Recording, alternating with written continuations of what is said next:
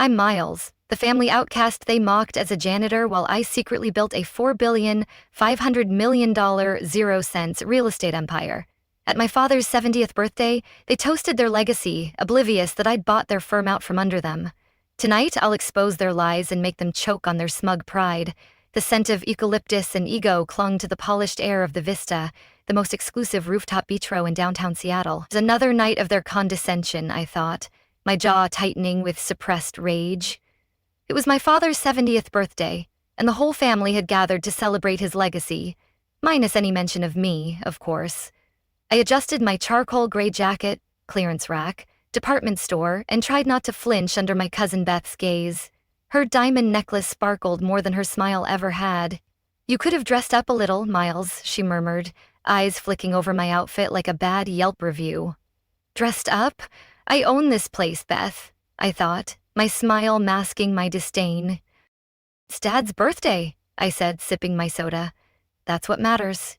It had been 8 years since I had walked away from the family's beloved consulting firm. 8 years of silence, skepticism, and side eyes. In their world, leaving meant failing. Caleb arrived fashionably late, as always. My younger brother, the favorite, fresh from Vail, glinting. "Look who made it," he called out, grinning. "Still fixing elevators, big bro." "Operations manager," I replied evenly. "You'll eat those words tomorrow, Caleb," I thought, my heart pounding with anticipation. Not that it mattered. Dad cleared his throat awkwardly. "Shall we order?" The menus looked more like portfolios than dinner guides. I could feel Mom watching me as I skimmed the prices. "Get whatever you want, Miles," she offered gently. "It's on us," Caleb chuckled into his wine. "When is it not?" "Always on you." "I've been bankrolling your legacy," I thought, my anger simmering. I thought about the confidential deal documents in my locked desk, about the acquisition that would hit the news in 24 hours, the very firm they were all toasting tonight. Our family legacy was about to become a division of my holding company. But I simply smiled and ordered the mushroom risotto. Let them keep thinking I was the letdown. Tomorrow they'd learn the building they were dining in didn't belong to Dad anymore. It belonged to me. You live in a one-bedroom apartment and work nights. That's not ambition, Miles. That's settling. "I've built an empire while you preened," I thought, my smile cold. "Speaking of settling," Mom chimed in gently, trying to steer the conversation. "Have you thought about finishing your MBA? You were so close. It's never too late." I bit back a laugh. My real education didn't come from lecture halls or case studies. It came from walking away, from learning how real estate really moved beneath the surface, from shaking hands in quiet cafes and almond docks, from listening instead of talking, from building something real. "I'm learning plenty," I said, keeping my tone even. Caleb scoffed just loud enough to sting. "Learning what? How to snake a drain, how to polish brass railings. Real estate's about power, connections, vision," he said smugly. "Power? I've out-manicoed you all," I thought, my eyes narrowing. Not elbow grease. If only he knew, if he had any idea about the back-to-back meetings I'd had that morning, one with the governor's office, another with our Asian equity partner, or the tower development breaking ground next month under my firm's name, hidden behind a web of holding companies so tight even our family's prized legal team couldn't trace it, or the fact that this very rooftop restaurant was one of my newest acquisitions, maybe, I said, twirling my Ariso Dafid. Dad sighed. "Miles, we're worried you had such promise. You were on track to take over the firm." I shrugged. "Plans change."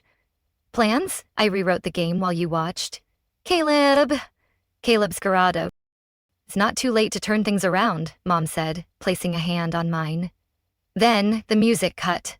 A television mounted above the bar flickered to the evening news. In a stunning development, Pinnacle Ventures has confirmed acquisition of 15 landmark properties across downtown Seattle. I watched as their faces froze. Then the anchor said it. And sources now confirm Pinnacle Ventures is helmed by a private trust under one name, Miles Carter. Stunned now, but wait until you see the full truth, I thought, my heart racing with vindication. And in a surprising revelation, the anchor continued. Pinnacle Ventures CEO has been identified as Miles Carter, who reportedly built the multi-million-dollar real estate empire while working as a building operations manager. Dimination crushed our table like gravity. 5 pairs of eyes turned toward me all at once. I set my fork down and gently dabbed my mouth with a napkin. Then I allowed myself a small smile. "Anyone want dessert?" I asked, voice calm. "I own the restaurant. It's on me." Caleb's jaw tightened, his wineglass trembled. "You thought you were the star, Caleb, but I've eclipsed you," I said silently, savoring his shock. The look on his face was worth every night I spent studying zoning laws and lease negotiations instead of sleeping.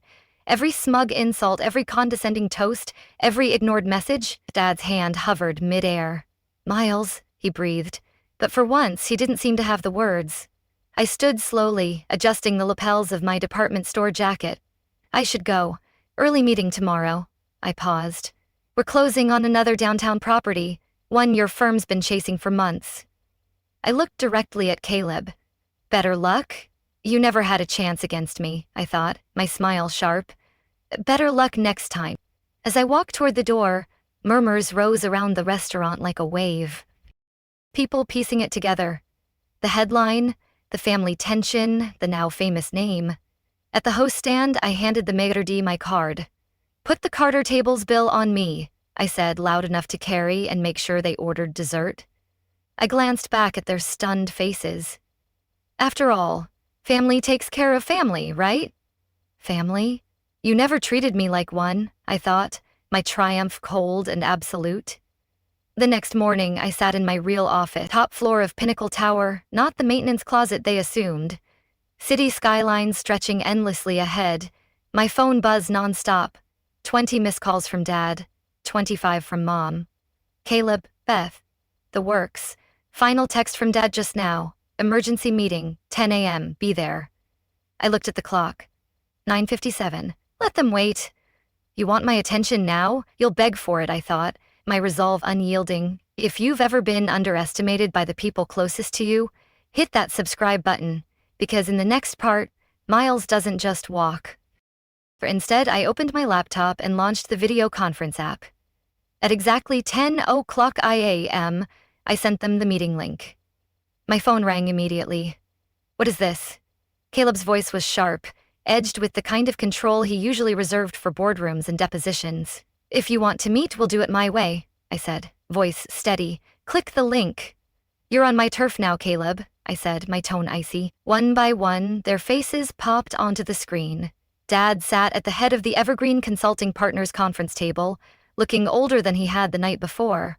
Mom was beside him, her eyes rimmed red. Beth sat stiffly at the edge, hands clasped too tightly, and Caleb paced behind them like a storm cloud. "Why aren't you here in person?" Dad demanded. I leaned back in my chair, letting the skyline behind me fill their view because I have 4 other meetings today. "This was more efficient." "Efficient?" Caleb snapped. "You've been lying to us for years, pretending to be building operations manager." "Lying? You just never cared to look," I said, my voice cutting. I corrected, watching his jaw tighten. "And I never lied.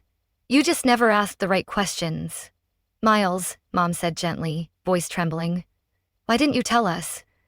Why let us treat you like that? Like a failure," I asked. "Because that's what you needed me to be. You needed me small to feel big," I said, my eyes boring into hers. I shared my screen and pulled up a transcript. "This was from the dinner 4 years ago when Caleb took my job," Dad flinched. "That's not necessary. I read anyway. Thank God Caleb stepped up. He understands success unlike Miles." Beth shifted uncomfortably. I clicked to another screen. 3 months ago at Sarah's wedding, Caleb joked I was on a janitor's gap year. At Christmas, Beth suggested I apply for low-income housing. "We were worried," Mom tried. "No, I study you were comfortable with me being small. See, it made you feel big." I brought up one last file. 15 properties, hundreds of millions. While you pitied me, I was learning how power is built from the ground up. "I know every inch of my buildings," I said evenly. "Because I've worked them in. I understand the staff because I was the staff. I built relationships with people you never even saw." Caleb scoffed. "Is that supposed to impress us? Anyone can get lucky with a couple property flips. All prime downtown real estate, total portfolio value this morning, $5,500,000, 0 cents. Impressed now, Caleb? Or still clinging to your delusions, I said, my tone mocking. I let that sink in before continuing. Including the Carson building? The color drained from Caleb's face. That's not possible. We've been chasing that deal for months. I know, I said. I watched your team blow it, ignoring the building manager, barking orders like you owned the place. Funny thing about invisible people, they see everything. He called me personally last week. Dad leaned forward, the sharp gleam back in his eyes. The dealmaker, the opportunist. Son, he said smoothly, we clearly underestimated you, but now that it's out in the open, we can work together, merge Pinnacle Ventures with Evergreen, create a legacy. Merge? You want a piece of my empire after mocking me? I said, my laugh bitter. No. The word dropped like stone into water. Beth's jaw dropped. What do you mean, no? I mean, no merger, no partnership, no backdoor play for control. I built this without you.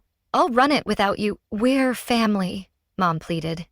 I gave a quiet laugh. Yesterday I was your cautionary tale. Today I'm family. You discarded me until I owned you, I said, my voice heavy with scorn. I shared one final document. This is today's schedule for the Carson building. Evergreen Consulting Partners' lease expires in 90 days. I won't be renewing it. You can't do that, Caleb exploded. That's been our HQ for 25 years, I said, rising from my chair. I can and I have. I checked my watch. I have a real meeting in person with the governor. I hovered over the disconnect button. Oh, and Caleb, clean out your office by month's end. Some of us invisible people might need the floors clear. You're done, Caleb. I've won, I thought, my victory absolute. I ended the call and leaned back, exhaling slowly. Mr. Carter, Sarah News Alice on line 1. I adjusted my tie custom tailored now, not off a clearance rack, and smiled. Put him through. And Sarah, send a gift basket to the maintenance crew at the Carson building. They're about to get some very irritable ex-tenants. As I picked up the phone, my eyes landed on the framed photo on my desk. Me, 20-something in a janitor's jumpsuit, mop in hand, fluorescent light flickering overhead. The man who'd snapped that photo, Tad Crooked, the overnight supervisor, had taught me more about real estate than any Ivy League case study. Sometimes, he said, you gotta look up from the ground floor to figure out how high you can build. And I had built higher than any of them imagined. The next 2 months played out exactly as I expected. Rumors at golf clubs, whispers in boardrooms, accusations that no janitor could legitimately build a real estate empire. I was reviewing a portfolio for a new tech campus deal when Sarah burst in. No appointment. I glanced at the lobby cam. Beth, clinging to her handbag like armor, stood surrounded by my first-floor cafe staff, formerly janitorial crew I'd promoted. Sent her up. She walked in, eyes scanning my office like it couldn't be real. Nice view, she said, forcing nonchalance. Furniture's a bit minimalist. It matches the desk I started with, I said evenly. She placed a folder on my desk. Technically, as the eldest, I still have a claim. A claim? You've no right to my empire, I said, my tone sharp. No, I said, holding up a hand. The trust? I liquidated mine 7 years ago. That $3 million, 0 cents started this. That's not fair, she whispered. No, I said softly. What's not fair is that none of you thought I could. I stood and walked over to the window, hands in my pockets. How's Caleb handling the office move? I asked. Beth flinched. He's struggling. Dad, too. That building? It was their legacy. No, I said calmly. The building was their comfort zone. What they're really upset about isn't losing office space, it's losing control. She hesitated, then sighed. They sent me to offer you a deal. Of course they did. I turned back to face her. Let me guess. If I lease them back their suite at Carson, they'll stop spreading rumors about how a janitor conned the real estate market. Rumors. Your lies can't touch me now, I said, my voice steady. Her silence said everything. Here's what's actually going to happen, I said, freely. You're going to leave here and tell them their threats are just as outdated as their investment strategy. And then you're going to watch as I acquire the Wilson portfolio next month. Her head snapped up. The Wilson portfolio? How did you... Caleb's been chasing that for 3 years. I smiled. Because I own the building where your firm holds its confidential board meetings. And unlike you, I talk to the janitors, They hear everything. My phone buzzed. A message from security. Caleb Carter attempting access to restricted maintenance archives. Right on schedule, I said. Excuse me, I said. Looks like our brother's breaking into my archives, probably hoping to dig up dirt. Beth looked alarmed. How did cameras everywhere? You're desperate, Caleb, but you're outmatched, I said silently, my satisfaction growing. I held the elevator for her. Want to come along? Should be fun. When the doors opened on the lower level, we found Caleb restrained by 2 security staff. Both former maintenance crew I promoted. Looking for something? I asked. You must have a partner hidden somewhere. Caleb spat. No one builds this fast. Without what? I said without grit. Without respect for the people who actually build. Beth stepped forward. Miles, you've made your point. What do you want from us? I laughed quietly. Want? Beth, I don't want anything from you. That's what none of you ever understood, I said quietly. I built this company by choice, not desperation. I worked maintenance because I wanted to learn what real power really looks like, brick by brick. I turned to my guards. Please escort my brother out, then to Caleb. Try something like this again and I will press charges, family or not. Cross me again, Caleb, and I'll bury you, I thought, my gaze unrelenting. That night, I got an email from Dad. Subject: Son, your mother and I have been doing some thinking. The firm's in free fall without the Carson lease. Your recent acquisitions? Well, maybe we don't understand this new market like we thought. I'd like to have dinner. No business, no deals. Just a father trying to understand his son. The eye stared at the message and remembered all the dinners where I sat invisible, the times they smiled at Caleb's mediocrity while ignoring my ideas, the years they'd mistaken silence for failure. I typed back. Dinner's fine, but not at Vista. Meet me at Rosie's Diner on 9th. That's where the janitorial crews eat after shift. If you want to understand me, start there. Come alone. No Caleb, no Beth. You want my respect, Dad? Earn it, I thought, my heart steady. The next evening, I was already in my usual booth, chipped mug of coffee in hand. The bell chimed. Dad stepped in his tailored suit, out of place among floor techs, night guards, and electricians. He slid across from me.